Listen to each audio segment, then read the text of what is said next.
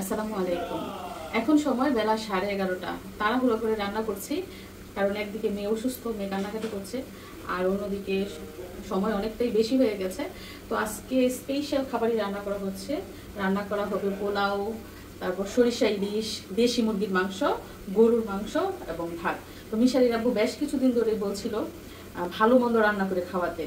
তো হাতে সময় পাই না, মেয়েকে নিয়ে সারাদিন ব্যস্ত থাকতে হয়, এই জন্য ভালো মন্দ রান্না করতে পারি না, মানে রেগুলার খাবারই রান্না করি। আজকে হচ্ছে মিশারির আব্বুর অফ ডে, ভাবলাম যে আজকে একটু রান্না বান্না করে দেই, তাই মেয়ের অসুখ থাকা সত্ত্বেও কিন্তু রান্না করছি। তো এইখানে গরুর মাংস রান্না প্রায় হয়ে গেছে, অনেকক্ষণ আগে বসিয়েছি। আর এই পাশটায় দেশি মুরগি, এটাও রান্না শেষ।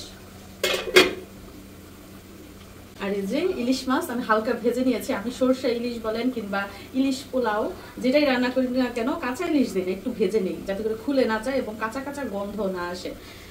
তো এই যে মাছ তো ভাজা শেষ, এই কড়াইতে রান্না করবো। আমি পেঁয়াজ ভালো করে ভেজে নিচ্ছি। পেঁয়াজ কিন্তু আমি ব্লেন্ডার করি নাই, কারণ এই দেশের পেঁয়াজ কি হয়, ব্লেন্ডার করে শুধু পানি ছাড়ে। ওই জন্য ভাবলাম যে একটু পোড়া পোড়া করে ভেজে নিলেই পেঁয়াজ খুলে যাবে।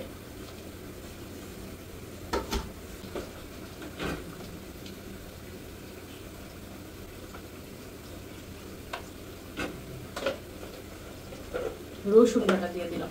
তারপর এই যে দেখেন সরিষা, সরিষা আমি বাংলাদেশ থেকে ব্লেন্ডার করে এনেছি, মানে কাঁচা সরিষাও এনেছি আবার ব্লেন্ডার করেও এনেছি।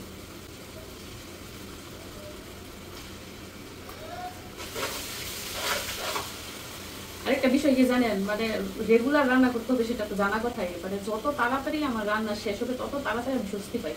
আগের দিন রাতে আমি ঘুমাতে পারি না, যে পরের দিন কখন ঘুম থেকে উঠবো, কখন সবকিছু জোগাড় করে রান্না করবো, কখন শেষ হবে এবং কি আইটেম রান্না করবো সেটা নিয়ে সবসময় দুশ্চিন্তায় থাকি এবং চাপের মধ্যে থাকি।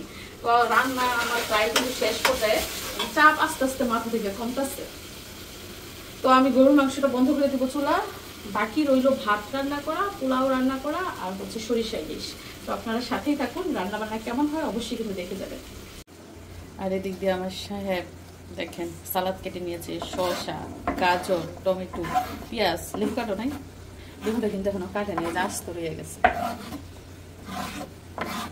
তো সবসময় রান্না বান্নাতে আমি যদি ব্যস্ত থাকি, উনি যদি বাড়িতে থাকে তাহলে সালাদটা উনিই কাটে। সুন্দর হয়েছে, সুন্দর হয়েছে, কালারফুল। আর এই পাশটায় দেখুন সরিষা এবং মশলা আমি ভালো করে কষিয়ে নিচ্ছি। আমি কিন্তু এর মধ্যে একটু টক দইও দিয়েছি। আর কালারটা দেখুন কেমন হয়েছে।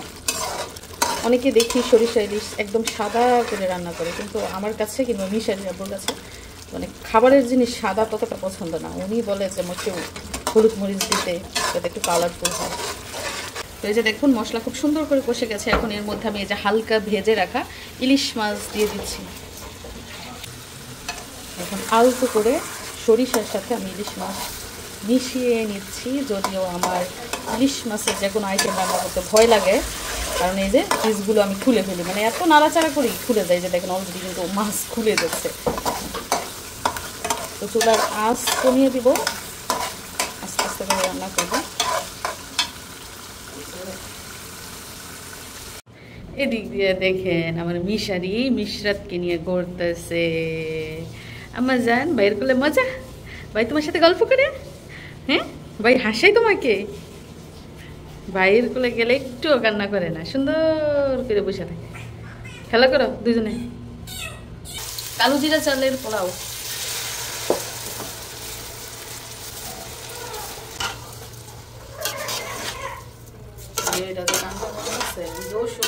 ভালো না, যত তাড়াতাড়ি সম্ভব রান্না শেষ করার চেষ্টা করতেছি। তো পোলাও চাল ভালো করে ভেজে তারপরে এটার মধ্যে কুসুম গরম পানি দিয়ে দেব।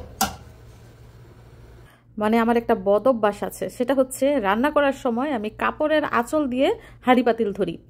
তো আমার লুজ নিজে কোন জায়গায় থাকে আমি নিজেও জানি না, তো তৎক্ষণাৎ কী করি, কাপড় দিয়েই ধরি। তো এটা হয়তো বা অনেকের দেখে খারাপ লাগতে পারে যে যদি আগুন লেগে যায়, আসলে আমি নিজেও তা ভাবি, কিন্তু রান্না করার সময় ভুলে যাই। তো পোলার চাল ভেজে এর মধ্যে আমি গরম পানি দিয়ে দিয়েছি, সাথে বেশ কিছু কাঁচামরিচও দিয়েছি। তো এখন চুলার আঁচ মিডিয়াম রেখে আমি ঢাকনা দিয়ে ঢেকে দিচ্ছি। তো চলেন দেখি আজকে আমার রান্না বান্না কেমন হলো।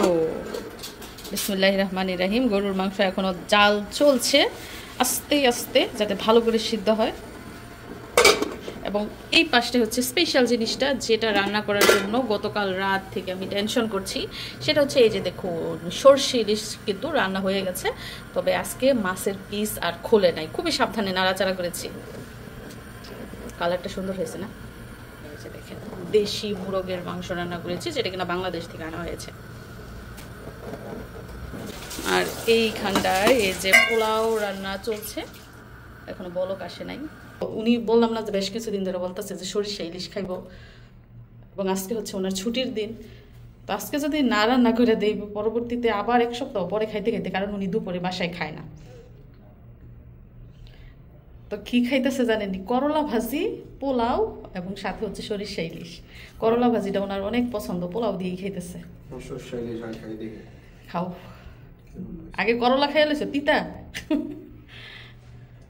তো মেয়ে আমার কোলে চাইয়া রয়েছে বাবার দিকে, বাবা কিভাবে খায় দেখতেছে।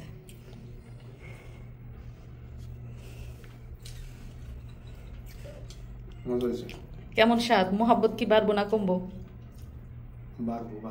ওয়াও, আলহামদুলিল্লাহ আলহামদুলিল্লাহ, মোহাব্বত বাড়বো গো। মজার রান্না করে খাওয়াইছি, ওনার মোহাব্বত বলে বাড়বো। সাথে খাচ্ছে বোম্বাই মরিচ। মরিচের মতো যাতে মোহাব্বত না হয়, বুঝছো? মোহাব্বত যাতে ইলিশ মাছের মতোই হয়।